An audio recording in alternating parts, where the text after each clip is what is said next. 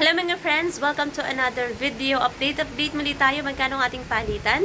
Para sa mga kababayan natin na nagme-message sa akin at nagtatanong kung magkano ang ating update exchange rate.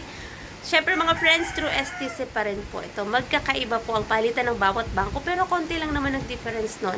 At least magkakaroon kayo ng idea kung magkano ang ating update exchange rate ngayong araw ng Martes, September 3, 2024. Update natin, 1 real equivalent ng 14.94 pesos. Medyo tumaas mga friends ang ating exchange rate.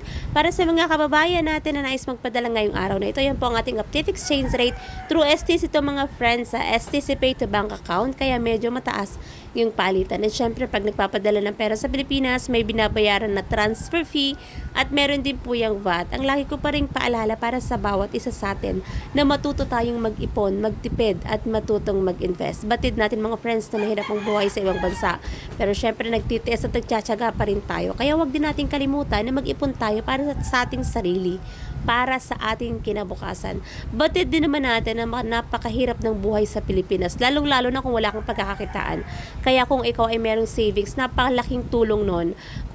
Especially kapag nais mo nang mag-for good, napakalaking tulong ng iyong savings kasi magagamit mo yung pangnegosyo pag nais mong magnegosyo dito sa Pilipinas. Kaya habang may panahon pa, meron pa kayong trabaho at malakas ang ating katawan, matutong mag-ipon para sa iyong sarili at para sa iyong kinabukasan. So that's it for today's video mga friends.